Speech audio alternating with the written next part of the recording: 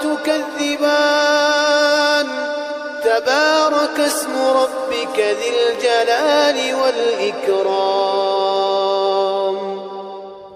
اعوذ باللہ من الشیطان الرجیم. بسم اللہ الرحمن الرحیم. السلام علیکم. اس وقت ہم سورہ بقرہ کی آیات اور ان کی تفسیر پر بات کر رہے ہیں.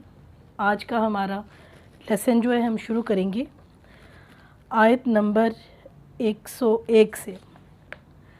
وَلَمَّا جَاءَهُمْ رَسُولٌ مِّنْ عِندِ اللَّهِ مُصَدِّقٌ لِّمَا مَعَهُمْ نَبَذَ فَرِيقٌ مِّنَ الَّذِينَ أُوتُوا الْكِتَابَ کتاب اللہ وراء ظہورہم کأنہم لا یعلمون. جب کبھی ان کے پاس اللہ کا کوئی رسول ان کی کتاب کی تصدیق کرنے والا آیا، ان اہل کتاب کے ایک فرقہ نے اللہ کی کتاب کو اس طرح پیٹھ پیچھے ڈال دیا گویا جانتے ہی نہ تھے. اصل میں اہل کتاب جن پر اللہ تعالیٰ اپنے انبیاء کو اور کتابوں کو بھیج چکا تھا، ان میں ایک ایسا گروہ ضرور ہوتا تھا کہ جب بھی بعد والے نبی آتے تھے یہ ان کو جھٹلاتے تھے، ان کو نہیں مانتے تھے. جو بھی اللہ نے انبیاء بھیجے انہوں نے اپنے بعد میں ان میں سے زیادہ تر نے اپنے بعد میں آنے والے کے بارے میں بتایا، اور جو انبیاء بعد میں آئے انہوں نے اپنے سے پہلے آنے والے تمام انبیاء کی تصدیق کی، ان کتابوں کی، ان صحیفوں کی، ان کی تصدیق کی، کیونکہ سب کا سب یہ ایک وہ سیریز تھی جو اللہ تعالیٰ کی طرف سے تھی. اللہ تعالیٰ نے بندے سے بات کرنے کے لیے اپنے انبیاء کا انتخاب کیا. لوگ اللہ سے محبت کرتے ہیں اور چاہتے ہیں کہ ہم اللہ کو سمجھیں، اور جتنا آپ اللہ کو سمجھیں گے اتنا ہی آپ اس سے قریب ہوں گے. لیکن اللہ کو سمجھنے کے لیے آپ کو ایک علم کی ضرورت ہے. یہ علم یہ ہے کہ جو آپ کی محبت کو تکمیل دیتا ہے. جتنا علم ہوگا اتنا ہی زیادہ ایمان کے نشو و نما پانے کے چانسز ہیں. تو اسی لیے نبی پاک صلی اللہ علیہ وسلم نے ہمیشہ اللہ تعالیٰ سے علم میں اضافے کی دعا کی. تو علم آپ کو جتنا ہوگا آپ کا ایمان اتنا ہی زیادہ ہوگا، اتنا ہی زیادہ پالش ہوگا، اتنا ہی زیادہ عمل کی طرف جائے گا. اور اس کے علاوہ بہرحال یہ تو بات ایک طے ہے کہ آپ کی معلومات سے زیادہ آپ کا وہ علم ضروری ہے جس میں اچھے اور برے کا پتہ ہو. اگر ایک ایسی کلاس بھی ہے جس کے پاس معلومات ہوتی ہیں اور اچھے اور برے کا ان کو فرق نہیں پتہ ہوتا، وہ کنفیوزڈ رہتے ہیں ساری زندگی. یہ بہتر ہے یہ وہ تمام چیزیں جانتے ہیں لیکن ان سب میں سے ایک بہترین راستہ منتخب نہیں کر سکتے.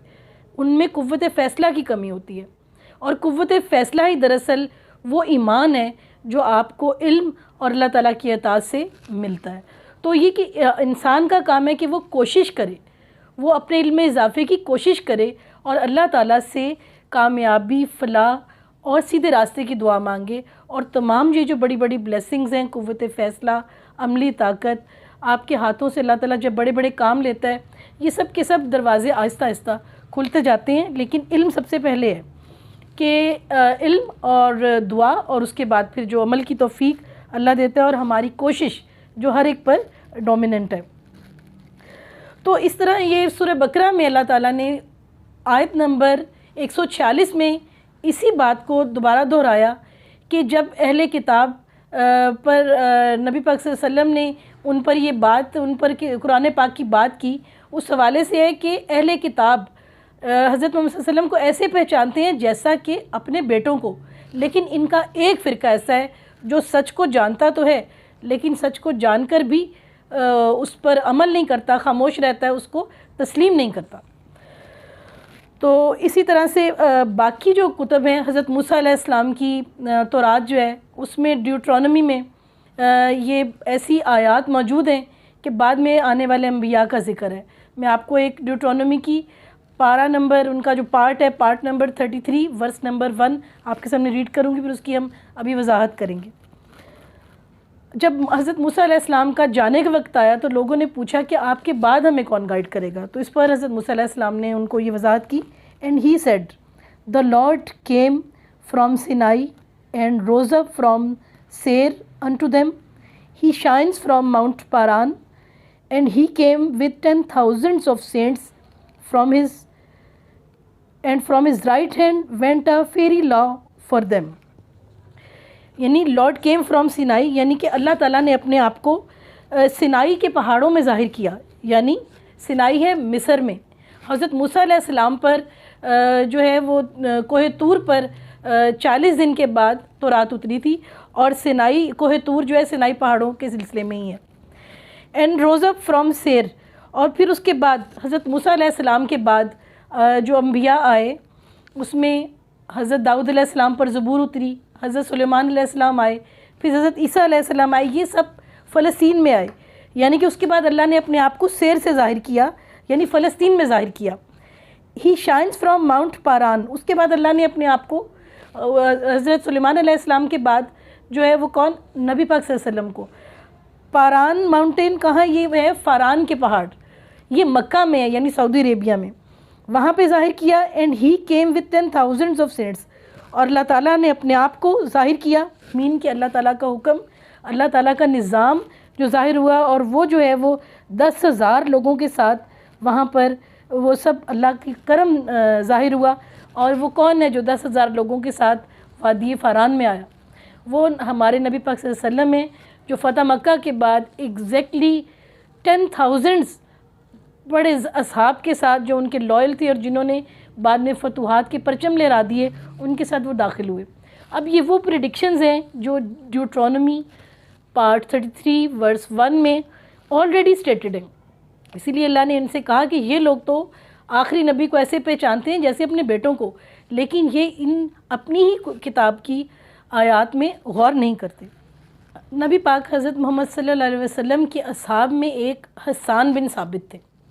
حسان بن ثابت کو شاعر اسلام بھی کہا جاتا ہے. ان کے لیے نبی پاک صلی اللہ علیہ وسلم نے ان کو خود یہ بات کہی تھی کہ جب کفار اشعار کی صورت میں ہم پر تنقید کرتے ہیں, اسلام پر کرٹیسزم کرتے ہیں, تو آپ ان کو اشعار میں جواب دیں. اور نبی پاک صلی اللہ علیہ وسلم کی ایک حدیث ہے جس کے مطابق انہوں نے حضرت حسان بن ثابت کو اشعار میں جواب دینے کا کہا, اور اللہ سے دعا کی کہ اللہ تعالیٰ فرشتہ جبرائیل کے ذریعے آپ کی مدد کرے. اس طرح سے جب کفار اشعار میں سوال کرتے تھے تو اسلام کی طرف سے حضرت حسان بن ثابت ان کا جواب جو ہے اشعار کی صورت میں دیتے تھے, اور ان کو کاؤنٹر کرنے کے لیے اور ان کو خاموش کروانے کے لیے. تو حضرت حسان بن ثابت اپنا ایک واقعہ بیان کرتے ہیں. ان کی عمر 120 سال ہوئی, تو یہ بتاتے ہیں کہ انہوں نے 60 سال کی عمر میں اسلام قبول کیا تھا, اور 60 سال یہ مسلمان کی حیثیت سے انہوں نے اپنی زندگی گزاری.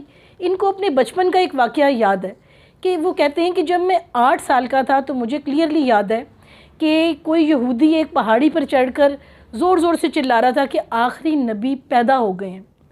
تو اس وقت وہ مدینہ میں تھے, تو انہوں نے کہا کہ مجھے یہ بات یاد رہی, اور بعد میں جب نبی پاک صلی اللہ علیہ وسلم پیدا ہو چکے تھے, 40 سال کی عمر میں نبوت کا اعلان ہوا, تو انہوں نے یہ بات یاد کروائی کہ ان کی پیدائش کے دن ایک یہودی نے یہ پیش گوئی کر دی تھی کہ آخری نبی جو ہے دنیا میں آ چکا ہے.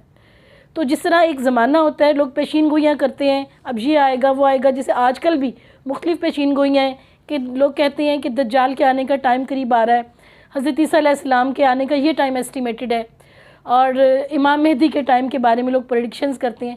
اس طرح اس زمانے میں جب کہ آخری نبی پاک صلی اللہ علیہ وسلم کا ظہور ہونا تھا, تو صاحب کشف لوگوں کو, صاحب کشف عیسائیوں کو, جیسے بحیرہ راہب نے کیا, تو ان کو بہت زیادہ ان کو اللہ تعالیٰ کی طرف سے یہ کشف تھا, اور ان کو بہت ساری باتیں ان کی بکس میں لکھی ہوئی تھیں, ان کو معلوم تھیں.